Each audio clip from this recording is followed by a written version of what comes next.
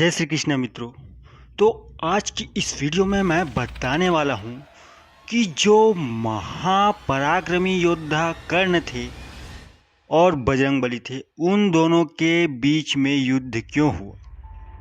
जी हाँ दोस्तों, आप लोगों को ये बात सुनकर थोड़ा अचंभव लग रहा होगा कि आखिर ये बंदा बताना क्या चाह रहा है, कर्ण और बजरंगबली में युद्ध क्यों होने लगा भला। जी हाँ दोस्तों, मैंने भी ऐसा ही सोचा था। मेरे एक वीडियो पे एक मेरे व्यूअर्स ने, एक सब्सक्राइबर ने कमेंट किया था कि सर हमें बताइए कि बजरंगबली और कर्ण के बीच में आखिर युद्ध क्यों हुआ था। तो आज की इस वीडियो को मैंने बनाने से पहले जब उस कमेंट को पढ़ा तो मैं भी थोड़ा शॉक हो गया, और शॉक होने के बाद में मैंने गूगल पे बहुत सारे आर्टिकल सर्च किए, बहुत सारे आर्टिकल देखे, वीडियोस देखे, और मैंने जो कहानी उसमें सुनी, आज मैं वो कहानी आपको बताने वाला हूँ। तो इस वीडियो पे कमेंट करने से पहले ये वीडियो को पूरी देख लेना, तभी आपको समझ आ पाएगा कि आखिर मैं कहना क्या चाह रहा हूँ और क्या कहानी बताना चाह रहा हूँ, कि आखिर कर्ण और बजरंगबली के बीच में युद्ध क्यों हुआ, क्या ये सच में हुआ था या नहीं हुआ था। तो सबसे पहले मैं बता दूं दोस्तों कि जब महाभारत का युद्ध शुरू हुआ था तो उस समय जब कर्ण और अर्जुन का युद्ध चालू हुआ, दोनों के बीच में महायुद्ध प्रारंभ हुआ, तो कर्ण ने जब एक बाण निकाला और अर्जुन पे प्रहार किया तो वो बाण अर्जुन को ना लग के भगवान श्री कृष्ण के कवच में लगा और उनका कवच टूट के गिर गया। और उसके बाद में फिर से जो कर्ण थे उसने दूसरा बाण निकाला और फिर से अर्जुन पे प्रहार किया, और जाके उनकी बाएं भुजा, कहाँ पे, श्री कृष्ण जो कि सारथी बने हुए थे, उनकी बाईं भुजा पे जाके लग गया। और उसके बाद में जो अर्जुन का रथ था, तो रथ के ऊपर में बजरंगबली वहाँ पे बैठे हुए थे। बजरंगबली जो अर्जुन का जो रथ था, वहाँ पे सारथी के रूप में भगवान श्री कृष्ण थे, तो वहीं पे बजरंगबली उनके रथ के ऊपर बैठे हुए थे।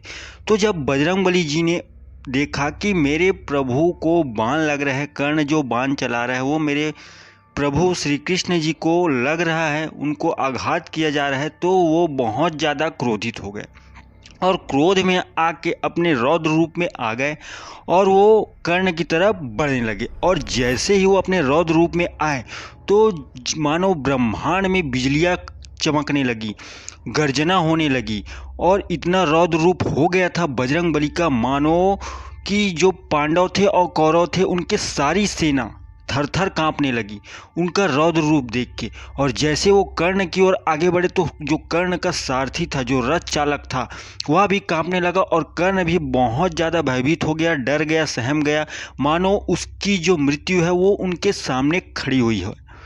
और इतना सब होने के बाद में भगवान श्री कृष्ण ने बजरंगबली को रोका और कहा, देखो आप रुक जाओ, ऐसा मत करो, ये त्रेता युग नहीं है, यहाँ आपके शक्ति के सामने कोई भी नहीं टिक सकता। त्रेता युग की बात अलग थी, ये द्वापर युग है। और इतना कहने के बाद में भी बजरंगबली का जो क्रोध था वो शांत नहीं हो रहा था, बहुत ही ज़्यादा विकराल रूप हो चुका था उनका, मानो उनका जो दांत क्रोध के कारण किटकिटा रहे थे और किटकिटाने की आवाज़ आ रहे थे, उनका जो शरीर था वो बहुत विशाल हो गया था, बहुत बड़ा कर लिए थे। और उस रौद्र रूप को देख के वहाँ के सभी लोग, जो कि करोड़ों लोग वहाँ पे आए हुए थे, नए धर्म की स्थापना, नए युग की स्थापना के लिए वहाँ पे लोग आए हुए थे, जो कि अपना मृत्यु, मतलब करोड़ों लोगों की मृत्यु होने के बाद में ही कलयुग का शुरुआत हुआ, एक नए युग का शुरुआत हुआ। माना जाता है कि महाभारत युद्ध में करोड़ों लोगों की जान गई थी और उसके बाद में नए युग की स्थापना हुई थी। तो इतना सब होने के बाद में भगवान श्री कृष्ण के बहुत बार मनाने के बाद में बजरंगबली ने कहा, चलो ठीक है, मैं अब शांत हो जाता हूँ। अब यहाँ पे आप लोग भी मुझे कमेंट करके बताना कि क्या आपको लगता है कि जो कर्ण हैं, महाभारत को जानने वाले और मानने वाले बहुत सारे लोग हैं, उसमें बहुत सारे फैंस, जो फॉलोअर्स हैं, वो कर्ण के हैं, कर्ण को बहुत अच्छा माना गया है महाभारत में। और कई लोग अर्जुन को भी अच्छा मानते हैं। कहा गया है कि अर्जुन के वजह से ही पांडवों के पास ताकत थी। अर्जुन ने ही जो मेन रोल है वो निभाया था महाभारत में पांडवों को जीत दिलाने के लिए। तो ऐसा दो गुट बन गया और दोनों के बीच में बहुत सारी लड़ाइयाँ होते रहती है। कोई कहता है अर्जुन सही है तो कोई कहता है कर्ण सही है। तो मुझे ये लगता है जब कर्ण इतने बड़े धनुर्विद्या वाले थे, इतने पराक्रमी योद्धा थे, तो एक क्या दो बार क्या वो उनका बाण गलत जगह में लगेगा? वो अर्जुन के लिए चलाए थे बाण को, तो अर्जुन को ना लग के वो कृष्ण भगवान को क्यों लगेगा बाण? ये सोचने वाली बात है। तो मुझे जहाँ तक लगता है दोस्तों कि ये बात सरासर गलत है। आजकल बहुत सारे टीवी सीरियल्स और कहाँ कहाँ से क्या क्या पढ़ के लोग कहानियाँ बताते हैं, बनाते हैं, जो कि गलत ही है, गलत है। ऐसा नहीं हो सकता। महाभारत में बजरंगबली का जिक्र तो है जो कि भीम के लिए है। भीम का घमंड उतारने के लिए बजरंगबली आए थे बूढ़े का रूप लेके। मगर ये जो कर्ण वाली बात है ये मुझे बिल्कुल भी सही नहीं लग रही है। आप हाँ, तो दोस्तों मैं बता दूं जो कि बजरंगबली कभी भी दिखावा नहीं करते थे। वो तो साक्षात जो भोलेनाथ थे उनके रौद्र अवतार थे। रौद्र अवतार बोले तो भगवान भोलेनाथ शंकर जी के रौद्र अवतार थे। वो कभी दिखावा नहीं करते थे।